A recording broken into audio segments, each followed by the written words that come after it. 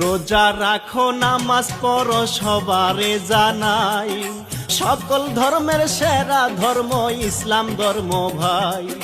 কবরেতে যাওয়ার পরে কি জবাব দিবে, রোজা নামাজেরই কথায় আগে জিগাইবে।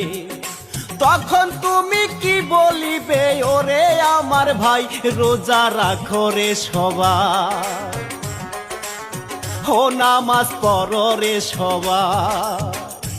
টাকা পয়সা তুমি যদি করতে পারো কামাই, শ্বশুর শাশুড়ির কাছে তুমি ভালো জামাই।